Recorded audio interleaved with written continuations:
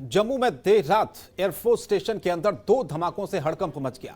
धमाके के बाद से ही पूरे इलाके को सील कर दिया गया। आपको बता दें कि धमाके में से एक बिल्डिंग की छत को हल्का नुकसान हुआ है। हालांकि किसी भी उपकरण को नुकसान नहीं पहुंचा है, लेकिन एयरफोर्स ने ट्वीट करके इसकी जानकारी भी दी है। वहीं इस धमाके की जांच के बाद ड्रोन हमले की पुष्टि कर दी गई है। जी हां, जम्मू कश्मीर के डीजीपी दिलबाग सिंह ने कहा है कि इसकी साजिश सीमा पार से रची गई है, लेकिन इसे अंजाम यहीं पर दिया गया। इससे पहले वायु सेना कर्मियों ने भी ड्रोन से विस्फोट को गिरते हुए देखा है। इस मामले में दो संदिग्धों को हिरासत में लिया गया है। दोनों को जम्मू के एयरफोर्स स्टेशन के पास से ही पकड़ा गया है। दोनों से पूछताछ हो रही है। इस बीच जम्मू एयरफोर्स स्टेशन में जांच जारी है।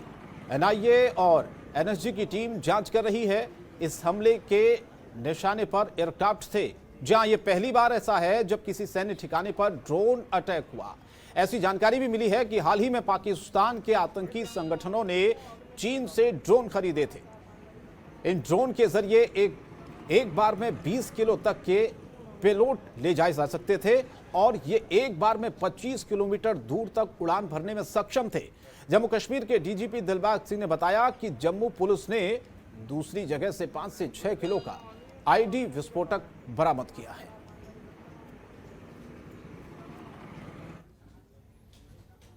तो चलिए इस पर चर्चा की हम शुरुआत करते हैं, क्योंकि बार बार ऐसी साजिशें पाकिस्तान की तरफ से की जाती है, लेकिन उसे नाकाम कर दिया जाता है। दो खास मेहमान मेरे साथ इस वक्त जुड़े। Retired group captain doctor DK Pandey साहब हैं, बहुत बहुत स्वागत है, रक्षा विशेषज्ञ हैं। इसके अलावा रिटायर्ड मेजर जनरल एके चतुर्वेदी जी हैं, रक्षा विशेषज्ञ। आप दोनों का बहुत बहुत स्वागत करता हूं।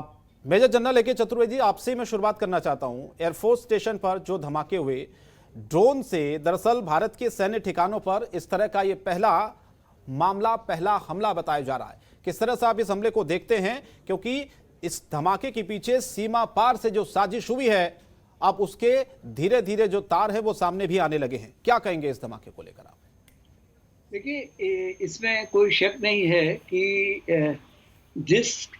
ये जो हुआ है, ये सीमा पार से ही इसकी प्लानिंग हुई है। इसमें किसी तरह का कोई शक होना नहीं चाहिए। जब डिटेल्स निकल के आएंगे, लेकिन क्यों हुआ और क्यों हम इसको रोक नहीं सके और हमें आगे क्या करना चाहिए, ये तीन बहुत अहम सवाल हैं। पहली चीज है कि ये आप देखिए, कल की रात जो थी वो अंधेरी रात नहीं थी। तो उसमें अगर क्वाडकॉप्टर आया है, जैसा कि आप ये खबर आ रही है कि क्वाडकॉप्टर से ये आए, दोनों क्वाडकॉप्टर थे, तो ऐसा कैसे हो सकता है कि ये सर्वेलेंस में पकड़े नहीं गए? क्योंकि ये 25 किलोमीटर इसकी रेंज है, तो ये सीमा के पार से भी आ सकते हैं। लेकिन साथ ही इसमें ये भी ध्यान रखना चाहिए कि एक जो बहुत अहम चीज है कि सबको मालूम है कि बहुत ही इंपॉर्टेंट हेलीकॉप्टर स्टेशन है जम्मू का। तो इसमें जो इसका मतलब कि उस इलाके में पाकिस्तान का इंटेलिजेंस नेटवर्क स्ट्रांग है। तो इसमें जो वहाँ रोहिंग्या है, उनकी प्रेजेंस भी बहुत इंपॉर्टेंट है। इसके अंदर जो वहाँ पे एक बहुत बड़ी रोहिंग्या बस्ती है। दूसरी चीज, हमको जो ये करने की जरूरत है कि ये इनिशिएटिव आज टेररिस्ट के हाथ में है, लेकिन हमें अपनी सर्वेलेंस सिस्टम और अपना रिस्पांस मैकेनिज्म और स्ट्रॉन्ग करने की जरूरत है। तीसरी चीज, एक जो मुझे लग रहा है एक बहुत बड़ी चीज, अगर आप पूरे परिवेश में देखें तो पिछले कुछ दिनों पहले सीजफायर हुआ। एक अनकन्फर्म्ड रिपोर्ट है कि एनएसएस की बैक चैनल टॉक्स हो रही हैं यूएई और सऊदी अरेबिया के सौजन्य से। तो एक तो ये गवर्नमेंट टू गवर्नमेंट बात होने की कोशिश हो रही है। दूसरी क्या है कि जो इंडिया ने अभी 24 तारीख की जो मीटिंग हुई है, जिससे लग रहा है कि फिर से इसको हम लोग कश्मीर को अपने अंदर उनको उम्मीद थी कि बाकी पार्टियां जो कश्मीर बेस्ड पार्टीज हैं वो बिफर जाएंगी और 370 की बात करेंगी, लेकिन ऐसा कुछ नहीं हुआ। तो एक ये मुझे लग रहा है कि एक बहुत बड़ा धड़ा है पाकिस्तान में जो इन चीजों को होने नहीं देना चाहता है। तीसरा, उनको जो अभी एफएटीएफ में एक जूता पड़ा है, फिर से उनको निकाला नहीं गया है। तो ये जो आतंकी संगठन है, ये इनकी एक साजिश है और हमें बड़ा फिलोसॉफिकल लेना चाहिए। ऐसी होंगी चीजें, ये लड़ाई में ऐसा होता है। ये उम्मीद करना कि वो हमारे साथ कोई भाईबंदी करेंगे तो ये सबसे बड़ी मूर्खता होगी, क्योंकि आज जैसे पता चला कि वहां पे उन्होंने अपने एयरफोर्स में अलर्ट भी कर दिया। हमें तो ये होना चाहिए कि हमारी तैयारी कितनी कि आओ तुम्हें ठोक देंगे। और नहीं तो तुम्हारे घर में जाके तुमको ठोकेंगे। वो हमारी तैयारी होने की बहुत आवश्यकता है, जिसमें अभी कुछ गैप हैं जिनको कि पूरा करने की जरूरत है। ये मेरा एक इनिशियल स्टेटमेंट है, बाकी आप जो सवाल पूछेंगे उसके हिसाब ठीक से है मैं सर, जवाब आगे सवाल बढ़ाएंगे, लेकिन डीके पांडे जी मेरे साथ जुड़े हुए हैं। DK Pandey ji, major general A K Chaturvedi जी ने बात कही है, जाहिर तौर पर इसके जो तार हैं वो किस तरह से सीमा पार से जुड़े हुए हैं, इसकी साजिश वहां पर रची गई है। लेकिन जो डीजीपी हैं उनका ये कहना था कि इसे अंजाम यहीं पर दिया गया है, तो इसका क्या मतलब है सर? ये देखिए, अंजाम यहां से दिया गया है, वो सबसे जरूरी चीज ये है कि उनको उम्मीद नहीं थी कि, क्योंकि अपने आप में ये पहली बार ऐसा हुआ। किसी को अभी तक हथियार जो है वो नहीं आ रहे थे, छोटी मोटी चीजें आ रही थी, जैसे AK-47 ड्रॉप हुआ था और ड्रग्स आते थे, लेकिन इस प्रकार से आईडी वगैरह एक्सप्लोजिव आना थोड़ा सा ये अपने आप में पहला इसका मुजाहरा था। तो उनको समझ में ये चीज नहीं आ रही है कि भाई जो चीजें हमारे पहले हुई वो जरूरी नहीं कि दोबारा वही हो। नई चीज देखिए, दुश्मन जो है वो ताक में है, वो उन्होंने ऐसी क्षमता पहले तो हासिल की, उसके बाद वो सीमा जहां पर है, ये वायु क्षेत्र मैं वहां गया हुआ हूं, और 14 किलोमीटर कुल है बॉर्डर, और ये जो है अब तक कहा जा रहा है कि उनकी जो क्षमता थी वो लगभग 12 किलोमीटर तक पार करने की थी, लेकिन अब ये इतना अंदर आ गए हैं। और अभी जो ड्रोन उन्होंने लिया है, एक्वायर किया है, उसकी क्षमता 25 किलोमीटर के आसपास की, तो वो भी ट्रायल्स कर ही रहे थे, ऐसा नहीं था कि वो इस पर पूरा कंट्रोल था उनका। अब हमें ये देखना है कि जो क्या हुआ, कैसे हुआ, वो बात की बात है। सबसे जरूरी चीज है कि आगे अगर ऐसा हो तो हम क्या करेंगे, हमें मुंह तोड़ जवाब देना ही होगा, इसके अलावा हमारे पास कोई प्रत्युत्तर नहीं। लेकिन क्या हमारे सोचने मात्र से ये काम हो जाएगा? जी नहीं। ड्रोन एक ऐसी प्रणाली है जिसमें कि स्टेल्थ जो एलिमेंट है वो बहुत जबरदस्त है। उसकी इसलिए नहीं कि उसमें कोई ऐसी तकनीकी प्रयोग किया गया है, क्योंकि उसका आकार ही ऐसा है। उसका जो रडार क्रॉस सेक्शन है, जिसे RCS कहा जाता है, वो इतना छोटा है कि उसको जो एयर डिफेंस सिस्टम के जो डिटेक्शन कैपेबिलिटीज हैं उनको वो जल्दी पकड़ नहीं पाती। लेकिन ऐसा नहीं कि नहीं है, हमारे पास है, और वो भारत में ऐसे यंत्र भी डिप्लॉयड है जो हमारे स्ट्रेटेजिक टारगेट्स हैं उनके चारों तरफ उसको लगाया गया है। ऐसा नहीं कि नहीं है, और इनकी क्षमता भी लेकिन बहुत ज्यादा नहीं है, और इनकी जो यंत्र लगाए गए हैं उनकी जो क्षमता है वो 4 से 5 किलोमीटर तक अधिक है, बेहतर है उसको कैपेबिलिटी, यानी कि शॉर्ट रेंज में कोई अगर आक्रमण करता है उसको पकड़ने की। खैर मैं टॉपिक पे आऊंगा। तो जो ये क्षमता की बात है, हमें ये देखना होगा कैसे बढ़ाया जाए, और इसको रोकने के लिए सबसे जरूरी है कि हम जो इंडक्ट मीन्स जिसे बोलते हैं सॉफ्ट किल कहा जाता है। हार्ड किल और सॉफ्ट किल दो चीजें होती हैं। सॉफ्ट किल में हमें उनकी जो क्षमता है इसको प्रयोग करने की, उस पर हम रोकें। उसको रोकने का तरीका है कि उनकी जो RF फ्रिक्वेंसी है जिसके नियंत्रण से, देखिए कोई भी हो अनमैन व्हीकल, उसको नियंत्रण करने के लिए कम्युनिकेशन बहुत जरूरी है। GPS की मदद भी वो कम्युनिकेशन के थ्रू ही ले पाता है। उसको कहाँ गाइड किया जाएगा, वो नीचे बैठा उसको नियंत्रक उसको देखता है। अगर वो कम्युनिकेशन हम उसका जो है वो खंडित कर दें तो निश्चित रूप से वो अनियंत्रित हो जाएगा और वो कहाँ जाएगा उसको कोई पता नहीं। तो हमें वो विकसित करना होगा ऐसी प्रणाली जो कि हम उनके जैम कर सके, उनकी फ्रिक्वेंसी को, RF फ्रिक्वेंसी को, और ऐसी चीजों को रोक सके। दूसरी बात, हम कैपेबल थे, अगर आपको ध्यान हो, अभी महीना 1.5 महीना पहले ही एक ड्रोन उनका जब आया था तो उसको BSF के जवानों ने मारा था, और उसमें पीले रंग के पॉलीथीन के अंदर AK-47 और कुछ मैगजीन और कुछ और दूसरे असला भी थे, पिस्टल वगैरह भी थे। तो इसका मतलब वो प्रयोग कर रहे थे कि कैसे ID करें। तो अभी हमको देखना होगा कि अपनी क्षमता कैसे बढ़ाएं। निश्चित रूप से ये एक दुखद घटना है, ऐसा नहीं होना चाहिए था, और निश्चित रूप से हमारी कहीं न कहीं चूक है। लेकिन सबसे युद्ध क्षेत्र में कहा जाता है कि सबसे बड़ा आपके पास हथियार अगर है तो वो है मुंह तोड़ जवाब। अगर आप आक्रामक उनका इसका प्रत्युत्तर देते हैं तो उसका कोई मुकाबला नहीं है। ठीक है, AK चतुर्वेदी जी सर से DK पांडे जी ने कहा कि क्षमता को बढ़ाना होगा।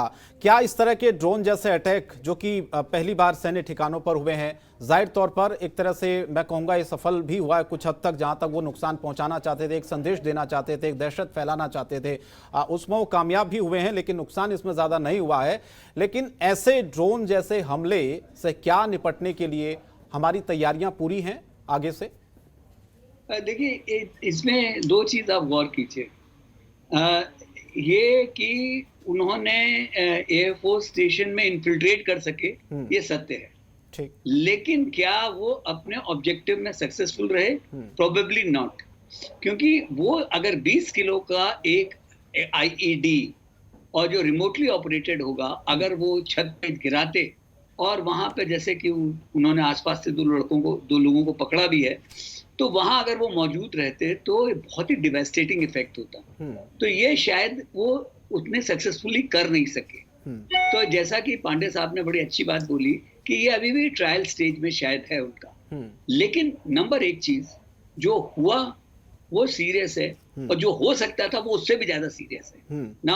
आपका दूसरा सवाल कि क्या हम लोग तैयार हैं, मेरे ख्याल में कैट एंड माउस का गेम है। और जैसा कि पांडे साहब ने बोला कि अगर इसकी जो फ्रीक्वेंसीज को हम जैम करना शुरू करें, और क्योंकि उसके लिए हमारे पास फेस एरिया रेडार्स वगैरह ऐसे इक्विपमेंट हैं, और हम लोगों को एक इसमें जो इंटेलिजेंस के तौर पे मुझे एक बहुत ही गैप सा दिख रहा है, वो ये दिख रहा है कि अगर आपका एक रूटीन सेट हो जाता है तो दुश्मन जो है, मतलब फिर आप भी उसमें बैठ जाते हो और उनको मौका मिल जाता है कि उस रूटीन को तोड़ने का। तो हमें कभी भी सरप्राइज नहीं होना चाहिए दुश्मन के इन एक्शन से। हमें इसके लिए हमेशा चौकन्ना रहना चाहिए, और इसके लिए जो उसके आसपास का इलाका है उसकी एक स्क्रीनिंग बहुत जरूरी है। नंबर एक कि जैसे कि मैंने बताया कि वहां रोहिंग्यास का कैंप है उसके जम्मू में, ये पता नहीं क्यों वहां पे रखा गया है। ये सक्सेसिव पुरानी गवर्नमेंट्स का ये नतीजा होगा शायद, जो जम्मू JNK की जो गवर्नमेंट थी, तो उस पे एक तो नजर रखने की बहुत जरूरत है। ठीक है। दूसरा, हमारी जो एक टेक्नोलॉजी डेवलपमेंट है वो इन चीजों को पकड़ने के लिए तैयार रहना चाहिए। और ये जो है हमारी इसमें जो एक्सटर्नल इंटेलिजेंस है कि अब पाकिस्तान क्या करने जा रहा है, मैं एक इसका उदाहरण देना चाहता हूँ कि जब ये सियाचिन हुआ था तो 84 फरवरी से पहले ही जो उसके सितंबर वगैरह में जो 83 में ये इन्होंने इनकी जो एक्सटर्नल इंटेलिजेंस थी उसने पता कर लिया कि कुछ होने वाला है, और इसलिए तैयार थे। तो उसके पहले हमने प्रीएम्प्टिव लैंडिंग वहां कर दी जिससे कि सियाचिन को हम बचा सके। तो हम लोगों को भी वो कैपेबिलिटी अपनी और स्ट्रेंथन करने की जरूरत है। स्मग नहीं हो सकते। दुश्मन को कमजोर समझना लड़ाई की सबसे पहली भूल हो सकती है। तो हम लोगों को दुश्मन को नहीं समझना चाहिए, हमारी टेक्नोलॉजी इंप्रूव होनी चाहिए। और क्योंकि इसमें देखिए चाइना और टर्की, ये दोनों कंट्री जो हैं इनके पास ड्रोन की काफी एडवांस टेक्नोलॉजी है। पूरी आप आर्मीनियन अजरबैजान वॉर जो है टर्की की टेक्नोलॉजी से अजरबैजान जीत सका। तो ये ड्रोन की टेक्नोलॉजी इनको पाकिस्तान को वहां से मिल रही है। तो हम लोगों को इसके ऊपर गौर करने की जरूरत है। और ड्रोन ये जो टेक्नोलॉजी है ये एक फ्यूचरिस्टिक टेक्नोलॉजी है। अगले कुछ सालों तक इसकी बहुत ही जिसको कहते हैं सेंट्रलिटी रहेगी। तो हम लोगों को इसके डील करने के लिए अपनी जो काउंटर स्ट्रैटेजी है उसको तैयार करके रखने की जरूरत है। तो ये कहिए कि अच्छा हुआ कि एक ही वहां पे ऊपर गिरा जो फटा, एक दूसरी जगह जाके गिर गया क्योंकि उतने वो केपेबल नहीं थे। तो लेकिन अगर ये पिन पॉइंटिंग ये गिरने लगेगा, इस तरह से होगा तो ये बहुत डैमेज कर सकता था, क्योंकि बिल्कुल बगल में उनका हेलीकॉप्टर बेस है। बिल्कुल सर। जैसा मैंने भी मैं उस इलाके में मैं रहा हूँ, मैं जानता हूँ अच्छी तरीके से। तो ये जो है ये बहुत सोची समझी प्लानिंग के अंतर्गत जो हमारा एडवर्सरीज हैं, टेररिस्ट हैं, या ISI स्पॉन्सर्ड है या पाकिस्तान स्पॉन्सर्ड है, जो उन्होंने किया है बहुत सोची समझी प्लानिंग के हिसाब से किया है। और हमें इसका जवाब तो देना ही है, क्योंकि अब वो चाहे कितने भी उन्होंने अपना लगा लिया कि सब हाई अलर्ट कर लिया है, लेकिन कहीं ना कहीं कोई ना कोई गैप हमको ढूंढना पड़ेगा जिससे कि एक मैसेज दिया जा सके कि डोंट मिस विद मी। हमसे अगर आप कुछ करोगे तो उसका नतीजा आपके मुंह पर एक बहुत जोर से तमाचा पड़ेगा। एक चीज मैं और आपसे समझना चाहता हूँ चतुर्वेदी साहब कि क्या आपने कहा कि आपने उस पूरे इलाके को देखा है, आप वहां पर गए हैं बखूबी, वहां पर कितनी सिक्योरिटी रहती है इस बात का अंदाजा सबको है, इल्म है, लेकिन उसके बावजूद भी इस तरह से ड्रोन से हमला हो जाना, कहां पर चूक रह गई होगी, या हमें अंदाजा ही नहीं था कि ड्रोन से भी कभी हमला हो सकता है? नहीं, अगर ये अंदाज देखिए, ऐसा है कि इन चीजों पे स्पेकुलेट मैं तो नहीं कर सकता हूँ, क्योंकि मैंने वो इलाका जरूर देखा है, मैंने वो वहां पे उनसे डील भी किया है। लेकिन आज की क्या परिवेश है वो प्रेजेंट जो जनरेशन है वो बहुत अच्छी तरह जानती है और उनको मालूम है। तो ये बिल्कुल नाइव होगा सोचना कि उनको ये मालूम नहीं कि ड्रोन से अटैक हो सकता है। एंड पिछले अगर आप एक साल का रिकॉर्ड देखें, चाहे वो नवंबर में, सितंबर में, पिछले जुलाई में, चाहे कठुआ में हो, चाहे कहीं तो ये नंबर ऑफ ये ड्रोन से उन्होंने ड्रॉप करने का काम कर रहे हैं। तो ये जो है बहुत स्टैब्लिश टेक्नोलॉजी है। तो अगर इसके लिए हम तैयार नहीं थे, या मैं मानने को तैयार नहीं हूँ, आई एम श्योर एयरफोर्स तैयार था। लेकिन क्या है कि उनका क्या उन्होंने जो किया उसमें अंदाजा उनको लगा नहीं कि वो कहाँ पे डालने वाले हैं। और ये एक हमारे लिए, क्योंकि इसका मतलब कि हमारे जो वहाँ की जो सिक्योरिटी है गेट की वो स्ट्रांग है, लेकिन फिर भी जो ऊपर से पिक्चर्स ली जा रही हैं या किया जा रहा है उससे तकरीबन कुछ खबर होती है। और बहुत सारे लोग ऐसी जगहों पे आते जाते रहते हैं, कोई दूध वाला होगा तो कोई अखबार वाला होगा तो कोई, वो किस देश में कौन आ रहा है ये कुछ नहीं पता चलता। तो हम लोगों को अपना इंटेलिजेंस नेटवर्क का, और जिसको बोला जाए काउंटर इंटेलिजेंस नेटवर्क जो है जी, उसको बहुत स्ट्रॉन्ग करने की जरूरत है। जम्मू के इलाके में ये इन्फेस्टेशन बहुत है, इस तरह के बहुत सारे लोग हैं, क्योंकि 14 किलोमीटर है, वो चुपके से घुसा। और वहाँ जो अखनूर से या थोड़ा सा उसके आगे से वहां से आते हैं लोग, आ जाते हैं, घुस जाते हैं, क्योंकि इतनी बड़ी एलसीए कहाँ से कहाँ तक आप रोकोगे। लेकिन हाँ, ये चूक नहीं होनी चाहिए थी, और इसमें मेरे हिसाब से अकाउंटेबिलिटी तो फिक्स होनी चाहिए कि जिसकी वजह से ये हुआ, क्योंकि ये क्यों हुआ, ये एक्सीडेंट नहीं माना जा सकता कि वो आ गए हम उसको नहीं देख सके। सॉरी, मैं इसको बिल्कुल एक्सेप्ट करने को तैयार नहीं। बिल्कुल। डॉक्टर डीके पांडे जी, अकाउंटेबिलिटी देखनी होगी, जिम्मेदारी किसकी है ये देखनी होगी, क्योंकि इस तरह की लापरवाहियां नहीं होनी चाहिए। एक सवाल जो AK चतुर्वेदी जी ने उठाया है वो ये था कि जो चीन है सर, सबसे ज्यादा सस्ते ड्रोन इस वक्त वो बना रहा है, और खबरें ये भी आ रही हैं कि पाकिस्तान ने हाल ही में 30,000 ड्रोन चीन से खरीदे हैं, और हो सकता है कि ये जो इस्तेमाल किया गया ड्रोन वो भी वही हो जो पाकिस्तान ने खरीदे हैं हालिया में। इस पर आप क्या कहना चाहेंगे?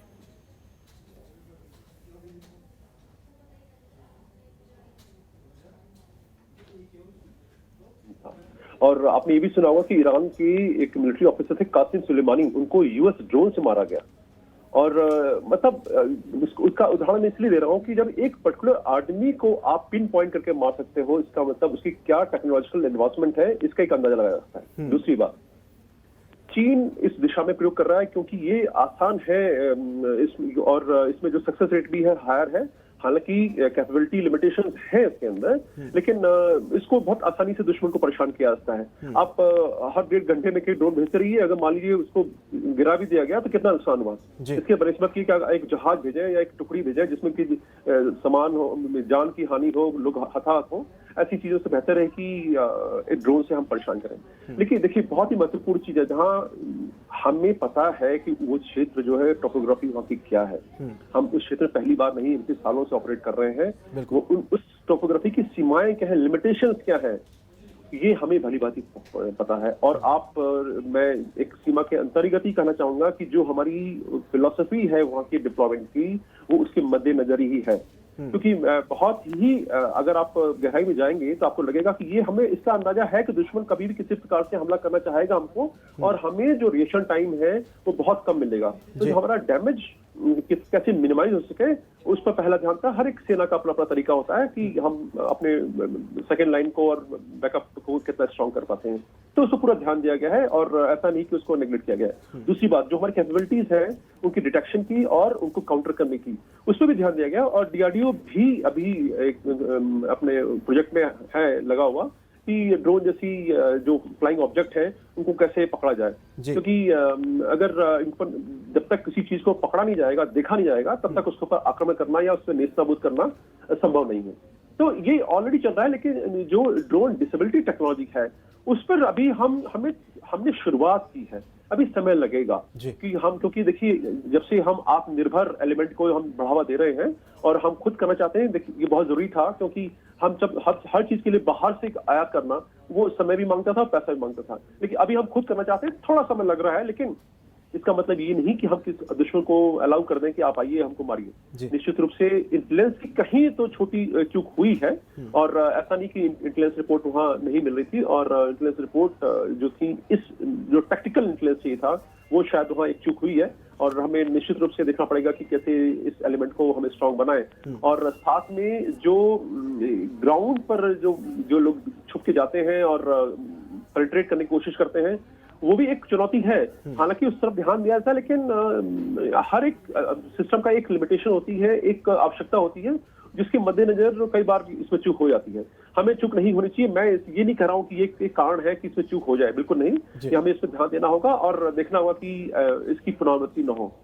लेकिन अभी हम आज क्या करें? अभी हमें आवश्यकता ये है कि हम अपनी कैपेबिलिटी को कैसे वहां पर इंप्रूव कर रहे हैं, और जो बीएसएफ है और सिविल पुलिस है, इनके साथ मिलकर हम अपना जो है एक नया एलिमेंट वहां पर जो है पूरा क्षेत्र को एक नया एसओपी वहां के बनाएं और देखें कि कैसे क्या कार्रवाई हो सके। क्योंकि जो ह्यूमन आई है, रात को पकड़ना मुश्किल होगा, लेकिन हमें अभी तो कुछ ऐसे कदम उठाने होंगे जो तत्काल जो हमारी आवश्यकता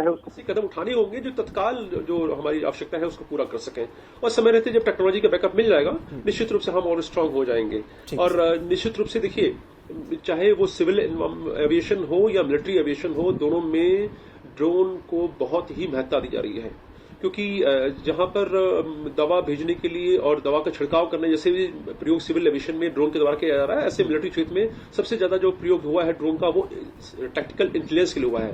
वो फोटो, युद्ध क्षेत्र का फोटो लेने के लिए जाके सैटेलाइट इमेजरी जैसे है, उस प्रकार से ड्रोन की इमेजरी होती है। और ये ड्रोन हवा में बहुत घंटों रह सकता है। कई ड्रोन तो 24 घंटे से ज्यादा रहते हैं, 2-3 तक रह सकते हैं, लेकिन उनकी क्षमताएं फिर अलग होती हैं। तो उनकी इंपॉर्टेंस है, लेकिन हमें देखना होगा कि हम अब टैक्टिकल जो जोन में अब पूरा टेक्नोलॉजी चेंज हो रही है, उसको कैसे उसमें हम अपनी महारत लाएं और दुश्मन को उसी प्रकार से हम चुनौती दें। ठीक है, major general A K Chaturvedi, आपसे मैं समझना चाहता हूं, इसकी साजिश सीमा पार से रची गई तो तय हो गया है। उरी के बाद सर्जिकल स्ट्राइक हुई, पुलवामा के बाद बालाकोट हुआ, हमने बार बार डोजियर पाकिस्तान को सौंपे जब जब हमले सीमा पार से हुए, लेकिन पाकिस्तान ने कभी इस बात को स्वीकार नहीं किया, अब भी वो स्वीकार नहीं करेगा। तो ऐसे में इलाज क्या है सर पाकिस्तान का? हम बार बार तो कहते हैं ठीक है कार्रवाइयां होंगी, डोजियर हम सौंपेंगे, लेकिन वो तो मानता ही नहीं किसी हमले को। नहीं, ये पाकिस्तान जो है ये डोजियर वाला देश नहीं है। डोजियर आप 1947 से और 26/11 का जाने कितने डोजियर दिए। डोजियर से कुछ नहीं उस पर असर होता। वो उठा करके बगल के जो डस्टबिन है उसमें फेंक देगा उसको, हैं, उसको मानता ही नहीं है।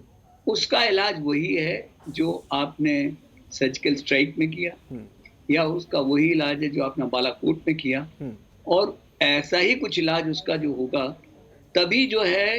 क्योंकि आप ये गौर कीजिए, ये लोग जो हैं ये कभी भी इस बात को ये अभी तक स्वीकार ही नहीं कर सके हैं कि हम कुछ नहीं कर पाएंगे हम हिंदुस्तान के खिलाफ।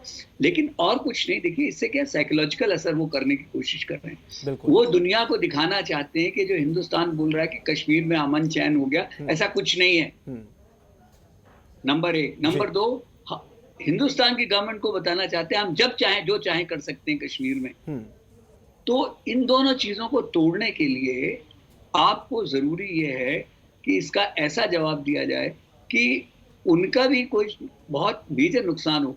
कोई पठानकोट टाइप कि आ जाओ देख लो, इंक्वायरी कर लो, कुछ नहीं होगा, उसका कोई जवाब नहीं होगा, उसका कोई फायदा नहीं होगा। और वो सिर्फ एक पावर की भाषा समझता है, ऐसा मुल्क है, और पावर से ही हमें उसे समझाना है। और यहाँ जो उनके जैचन मिलते हैं, जो भी उनके यहाँ पे उनके जासूस यहाँ पकड़े जाएंगे, उनके साथ exemplary punishment in a time bound manner होना चाहिए। ये मैं बिल्कुल मानने को तैयार नहीं हूं कि यहाँ पे उनका नेटवर्क वीकन हो गया है।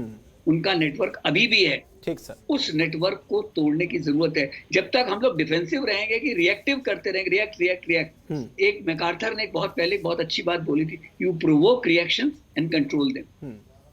हम लोग जब तक अपने आप उनको रिएक्शन हम प्रोवोक नहीं करेंगे, हम उनको कंट्रोल नहीं कर सकते।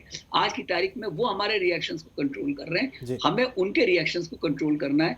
तो इसका जवाब डॉसियर पॉसियर से कुछ नहीं होगा, इसका सिर्फ मिलिट्री सोल्यूशन है। कहाँ कैसे, वो place of time, place time and target, तीनों चीजें जो ये अलग है, वो लीव इट टू से आर्म फोर्सेस, चाहे वो एयरफोर्स करे, चाहे आर्मी करे, चाहे नेवी करे, वो एक अलग बात है। लेकिन आप कह रहे हैं कि सीधा जवाब देने का वक्त आ गया अब। बिल्कुल बिल्कुल, इसमें किसी का कोई शक ही नहीं है। ठीक। वो आप डॉसियर देते रहो, उसको कोई सुनेगा ही हाँ नहीं, वो बिल्कुल कहेगा सर, नहीं जी हमने तो नहीं बिल्कुल। किया, और हमने वो तो नहीं मानता भी नहीं सर पाकिस्तान बार बार, तो इसीलिए कभी नहीं मानेगा, आपने भी कहा कि कभी नहीं इसकी वो डस्टबिन में डाल वो देता कहता है। जी हमारे हमारे यहाँ भी तो लाहौर में हो गया, देखो जी। हमारे यहाँ भी देखो लाहौर में हो गया। हाँ। चाहे वो कैसे हुआ, वो उनकी अपनी एक कि वहाँ लोग कहते हैं गैस सिलेंडर फट गया, क्या हो गया, वो एक अलग बात है। लेकिन वो कहेगा कि हम भी तो आतंकवाद से ग्रसित है। कुछ नहीं, तुमने हमारे साथ कोशिश की है, तुम्हें इसका जवाब बराबर मिलेगा। ठीक। That's it. And चलिए। तुम हिम्मत करके देखो तो। ठीक सर, बहुत बहुत धन्यवाद डी के पांडे जी और major general A K. Chaturvedi ji. मेरे पास वक्त नहीं है सर, आप दोनों का शुक्रिया वक्त देने के लिए, इस चर्चा में शामिल होने के लिए। खबरों के निष्पक्ष विश्लेषण के लिए सब्सक्राइब करें Jantantra TV and press the bell icon. Never miss any update.